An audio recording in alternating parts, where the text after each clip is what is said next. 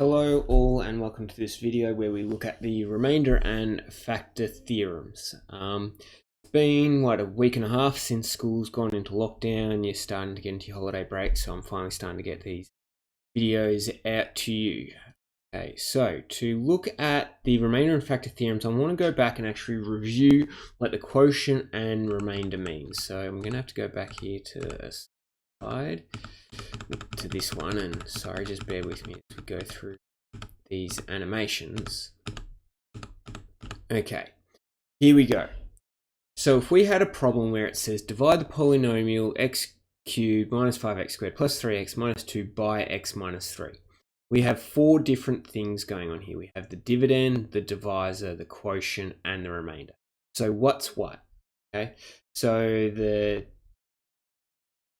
dividend, spell it right, okay, is what is being divided.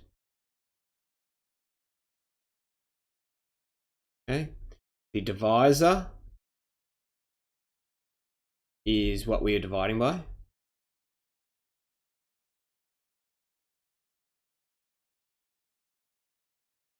Okay, the quotient is the solution, and the remainder is the remainder. Okay, so dividend is what we're dividing, what is being divided, divisor is what we're dividing by, quotient is the solution, and the remainder is the remainder. Okay, so the way we can write it using these terms here quickly to review is that we have p of x, which is the dividend, what we're dividing by, and we're dividing by d of x, okay, some polynomial. Where p of x, we're dividing by d of x, the divisor, and we're going to get some quotient, okay, plus the remainder. Should actually q of x.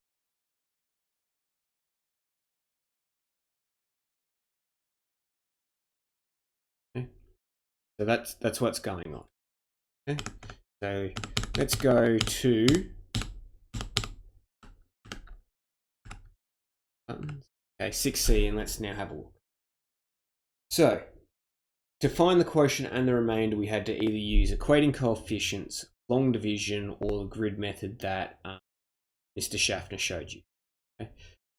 Now, if the question only asks us though to find the remainder, there is a much easier way to do it, and it is using the remainder theorem. Okay, so if we're told to have some dividend p of x equals 2x cubed minus 3x squared plus x minus 1, and is given the linear factor x minus 1, so that's effectively our dividend. Okay, that's our divisor. Sorry, our linear factor is our divisor d of x. Okay, we're dividing by that, divided by d of x. Okay,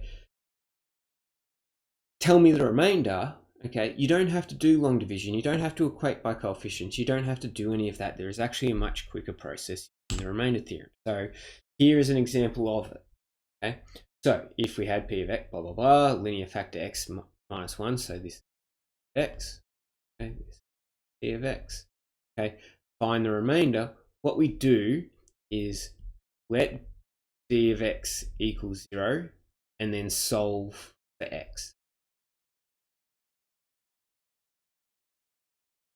Okay, so whatever the divisor is, we let it equal to 0, which we've done right here. This bit here is x, let it equal to 0, okay, and then solve to find out what x is. Once we have that, we then just substitute it in.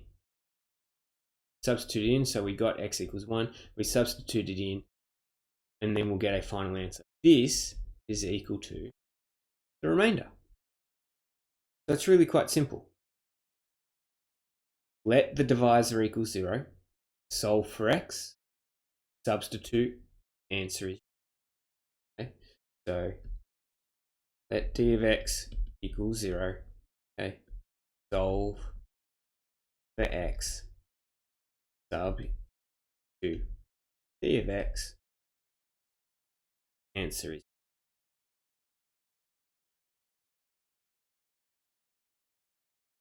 So let's have a go at doing that. Okay? Find the remainder when p of x equals blah is divided by x plus 2. Okay? So this is our divisor, this is d of x. Okay? So let d of x 0, and it follows on x plus 2 is equal to 0, therefore x is 2. Substitute in, so it follows on that p of negative 2 is equal to, and we're substituting it into here, that's what we're substituting p. Okay, 3, negative 2 all cubed, minus 4, negative 2 squared, plus neg 2 plus 5. That gives us 3 by, that will be negative 8, negative 2 times negative 4 times negative 8, so negative 8, minus 4 by 4 plus minus 2 equals negative 24 minus 16 minus 2 plus 5. That is equal to, let's see how good my mental maths is at the moment. 6 takes me to negative 30, take another 10 is negative 40, take another 2 is negative 42, but then plus 5 is negative 37. Therefore, remainder in this case is negative 30. Okay. So that's all it is. Okay, let d of x equal 0, solve for x, substitute, whatever your answer is. So let's do it again. Let d of x equal 0, 2x 0, so we get x is equal to half.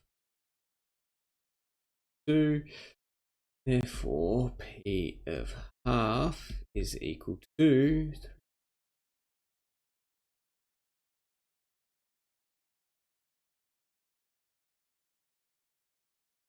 this head, because it's just simple substitution. Hopefully you're pretty good at this by now. Okay, 3 to the 1 on 8. 4 plus 5, 3 on 8. Minus 1, because 4 on the 4 is going to clear, plus half, plus 5.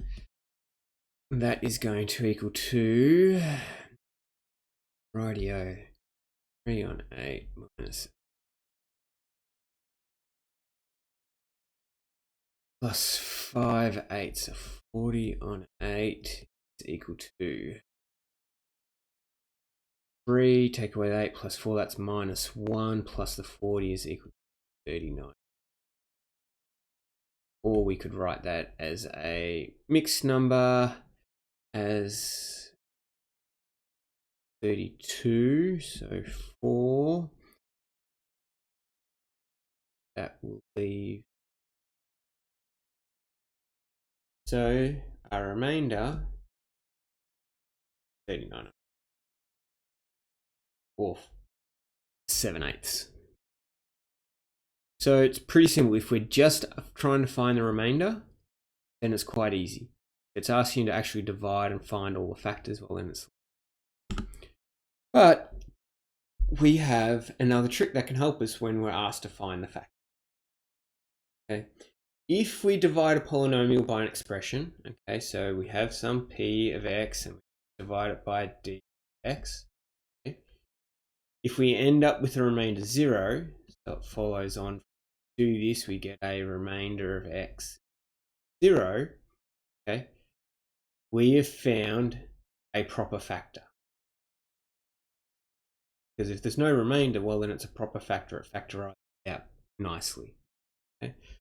So a factor is a divisor that produces 0 remainder. This is incredibly useful for further studies, so let's practice. Okay, now be warned, this does involve trial and error. It's an educated trial and error. Okay. Some of the trial and error can be quite tedious at times, but it's definitely there and it's a process that we can use. Okay, so something is a proper factor, okay, if, okay, so this factor d of x, the divisor, if when we do p of x divided by d of x, it follows on that we get r of x. Okay, if the remainder turns out to be 0, then this d of x here is a proper factor. So let's have a go. Decide whether x minus 3 is a factor of p of x, blah, blah, blah. Well, to find if it's a factor, we don't have to do the full division. We can just find out if its remainder is equal to 0. So we let x equal 0, follows on 3 equals 0. So x equals 3. Or we're going to do p 3 is equal to minus squared plus 3, 6 is equal to, okay, 3 times 3 is 9 times 3 is 7 minus 3 squared. 4 times 9 is 36 plus 3 plus 6. And that, oh no, what have I just done?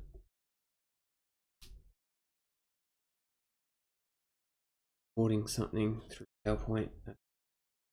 Okay, equals 0. Okay, therefore the remainder, okay, of x in this case is equal to 0. Therefore we can say x minus 3 is a factor.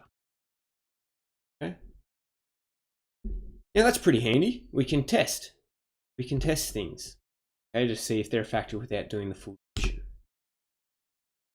Now we can take this a step further.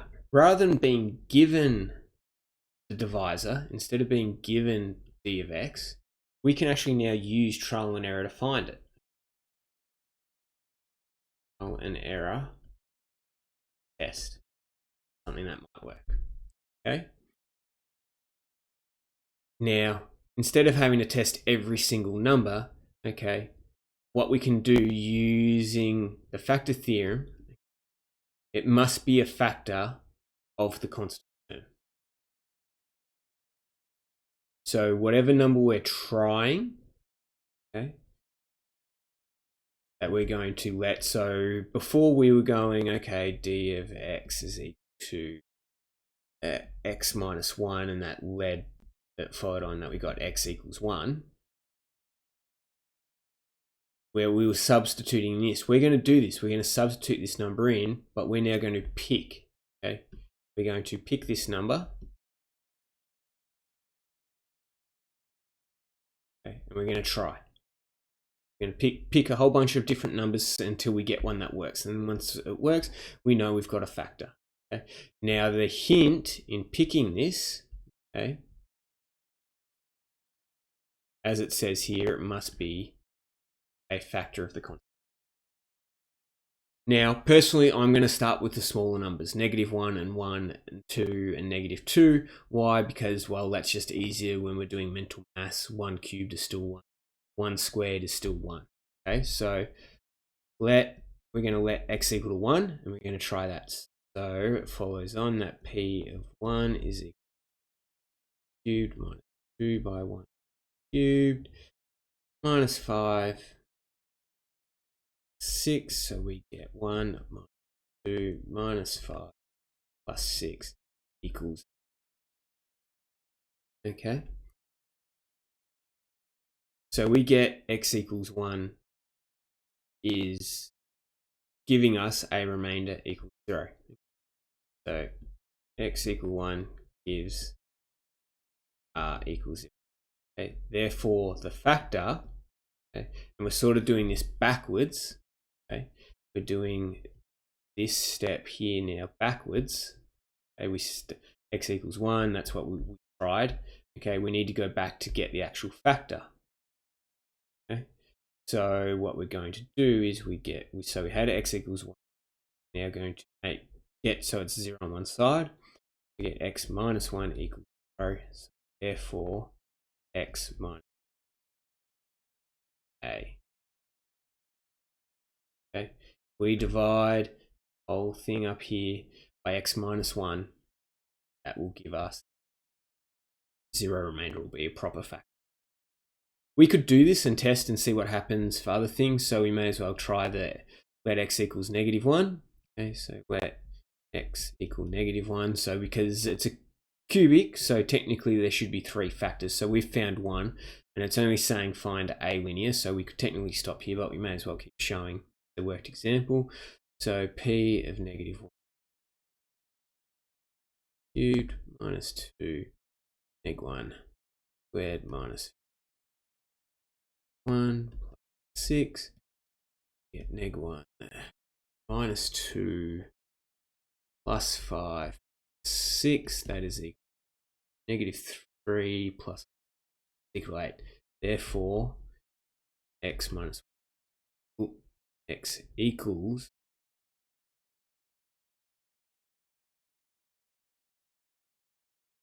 we could try another, and I'm going to have a look at this up here. So I've got a negative and negative. So in here, if I'm putting in positive x values, that'll be my subtractive terms, and then if I put a positive, they're going to end up positive. So I'm going to try x equal 2 and see if that.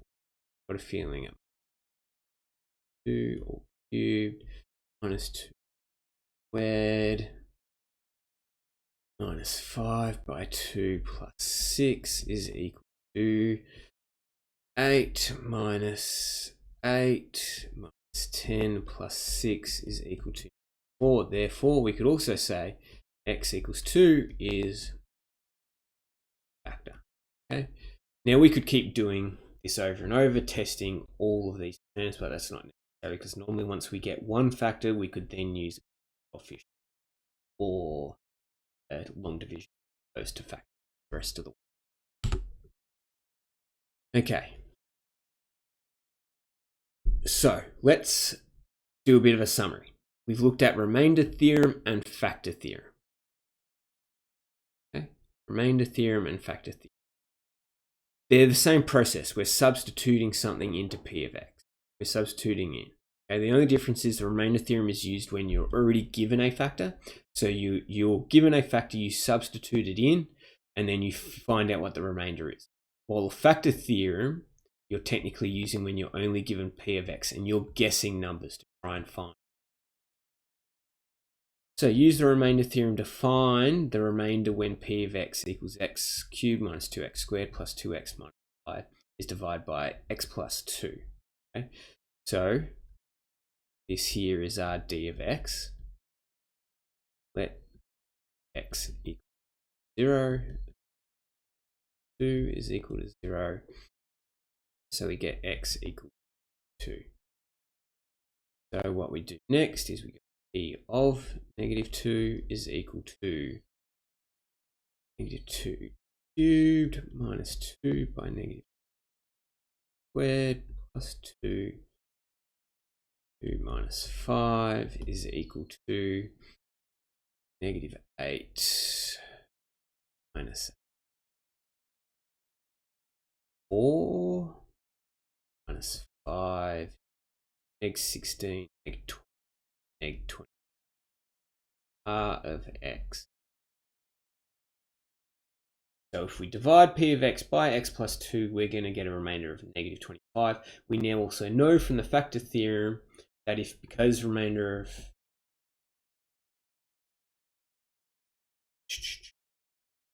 because this does not equal 0, this is not a factor. We can divide it by, but we get a remainder, but it's not a proper factor. Using the factor theorem to find a linear factor, use the factor theorem to find a linear factor of p of x. P of x is equal to x cubed plus x squared plus x plus 6. Okay, the first thing I notice, positive, positive, positive, positive. Okay, they're all positive. Okay, so if I put a positive number in there, I'm going to get positive. I'm not going to get 0. Use the factor theorem. Okay, I need r to equal 0. I want to get. Straight away, I know may as well not put any positive numbers in there. That's useless. Okay, so I'm going to try let x equal -1. Again, start with something easy. Therefore, we get p -1 is equal to -1 cubed plus squared 6. That gives -1 plus 1 minus 1 plus 6. Okay, and that. That's equal to 4. Okay, so no good. No good. So I'm going to try again. I'm going to let x equal to -2. Therefore, -2 is equal to -2 or u plus -2 6.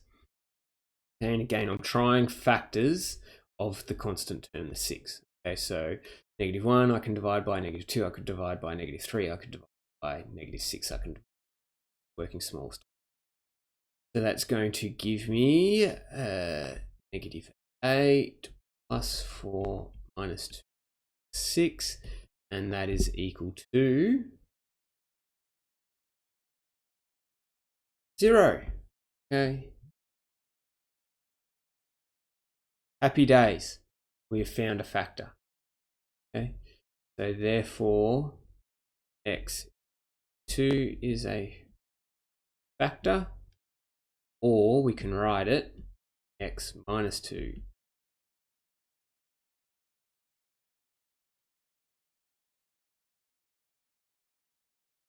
rearrange.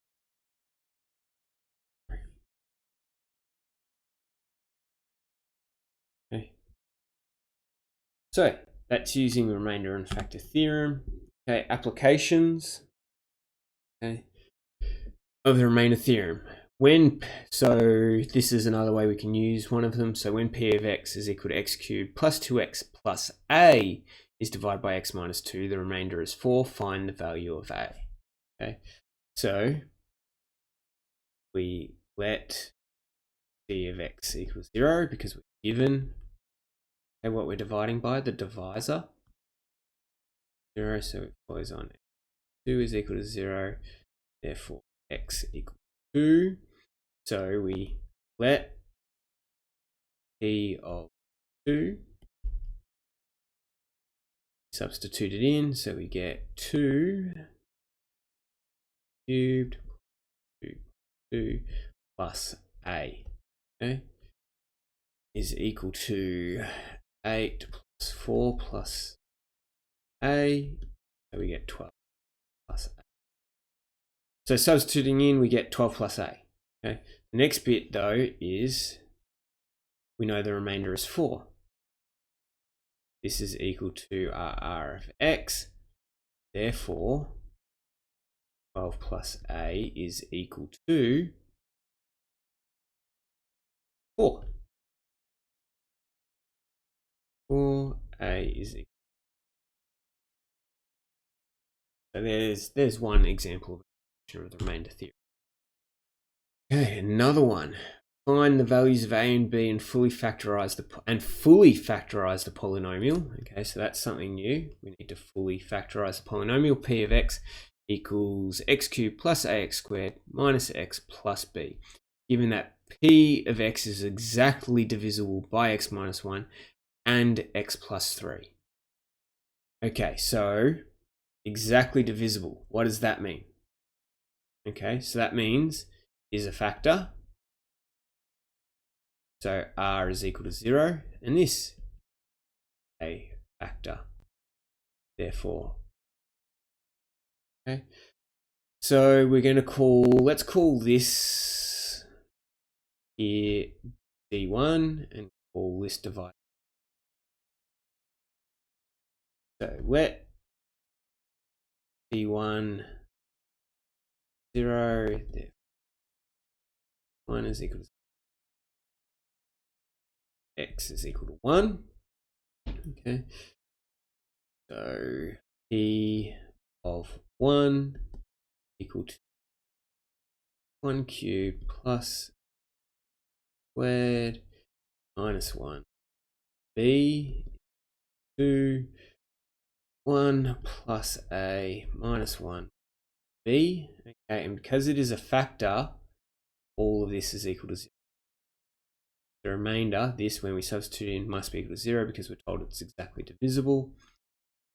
So we get a plus b is equal to 0.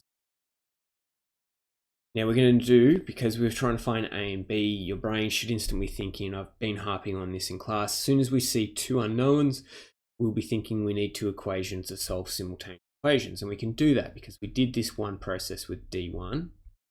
Okay, so that gives us one equation, and then we can do the process again with 3. Okay, with 2, get another equation we can simultaneously. Let D2 equal to 0, therefore 3 is equal to 0. Get x equal to 3, and we're told it's exactly divisible, therefore it's a factor, so we know that do p of -3, it needs to be 0. 3 cubed plus 3 squared minus 3b, so we get 9, 27, so -7,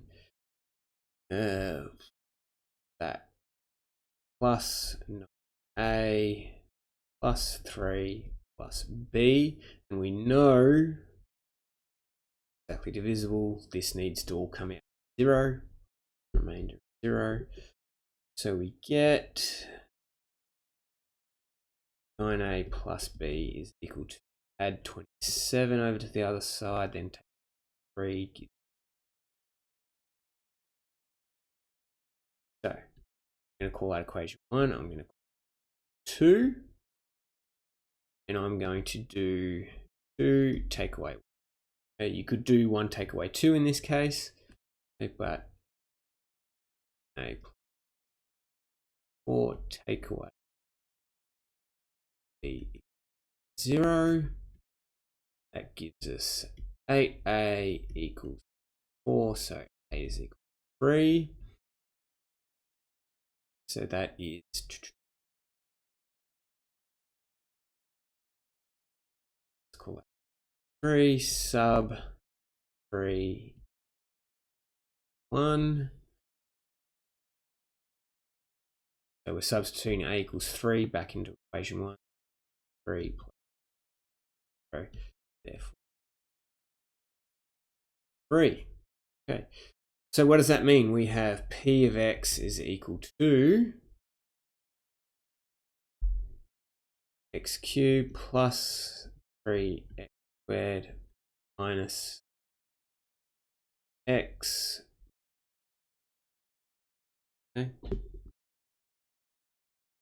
Now, okay, we need to come back to the fully factorized. Okay. I can write p of x because I've found two factors now. Write p of x. Also, x1, x3, because they were my factors. Okay. Plus some third one, because I've got x cubed, I need to have x plus some unknown. That is going to be equal to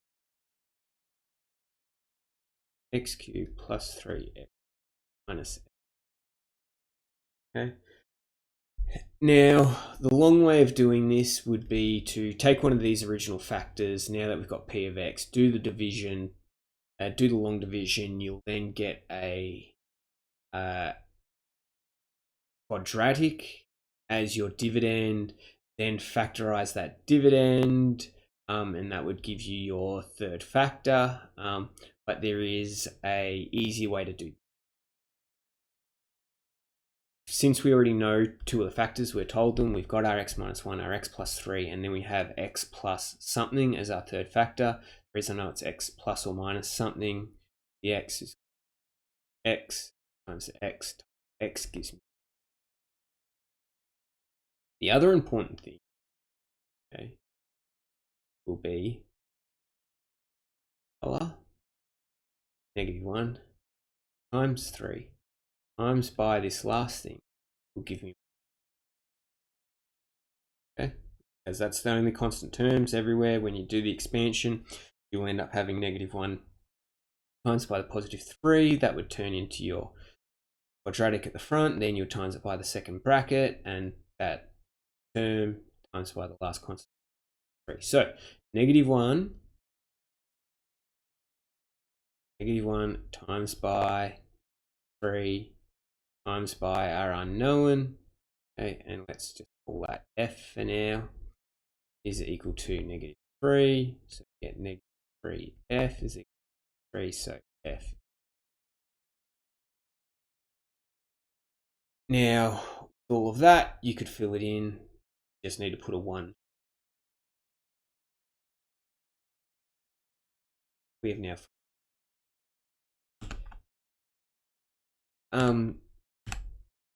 Here is an extension. So this is really hard, and you will get asked questions like this.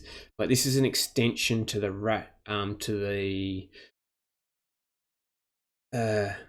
remainder and factor theorems, and it's called the rational root theorem. Okay, so sometimes you'll get questions where a linear factor is just not obvious. It's important to understand how to apply the rational root theorem in this case, if this case presents itself. Use the rational root theorem to help factorize p of x equals 3x cubed plus 8x squared plus 2x minus 5. Okay, so we've talked about, okay, if we used a factor theorem, okay, we took a factor of -5, substituted it in. So that's what this is talking about here. They're factors of -5. Substitute in p of x and solve. One of them should give us an r equals 0. Therefore, we found our factor. Okay, that's what should happen. Okay, what's different about this question is this. Okay, we have a coefficient in front of the x cubed term. So, what the rational root theorem then says, that if none of our original ones work, 1, -1, 5, and -5, if none of those work from the constant, we then need to retry all of those, dividing by the coefficient in front of the very first term. Okay. So, tried 1, but now we're going to try 1 divided by 3. Tried -1, now we're going to try -1 divided by 3. Do that. We've done 5, you'd then try p of this one over here. We've tried p of -1, so we would try p of, okay, try that. You've tried p of 5, so you try p of 5 divided by 3. See if that works. Okay. And then in this case, we had p of -5. Okay. We then try p of -5 divided by 3. Okay, so we're, instead of using -5 by itself, we divide by the 3. Turns out we get 0. Okay. Therefore, x equals -5. 3 is. That's the rational root theorem. It's an extension of the factor theorem. Okay, it's quite hard. It's quite annoying. You'll rarely get questions this hard with that many to try. And we normally, if we do give you one, is we make sure this last term is a prime number. So it's only plus or minus 1 and plus or minus the number itself. So there's 4 of those to try, and then there'll be the 4 to try dividing by the coefficient of the first term. So there could be ending up 8 options to trial. It's tedious, it's annoying, it's there, it's possible. Okay, so once a factor is found, the complete division process is. Okay, so we had x equals -5, x equals -5 on 3 as a factor. Okay, so we would get from that, okay, to convert it back to normal, we get 3x 5, so we get 3x plus 5 equals 0. There's our factor that we x. Okay. Now found a factor, so we could then full long division. Keep going from there. A much easier way is to do it using your CAS. I'll leave you to do this using your CAS. You can use 2 options. Okay, and you can do a check. So you can, the easiest one is algebra factor. Okay, so factor the expression and make sure you put the comma x, yeah? Okay, you need that. That's what you're trying to factorize by. You get this, okay? You can then check, solve that whole thing equals 0. That'll let you know if the actual x. So that's it for exercise 6C, which is the remainder and factor theorems. Hope you're having a good day, and that's it. If you have any questions, quickly, you can stick them on Edmodo.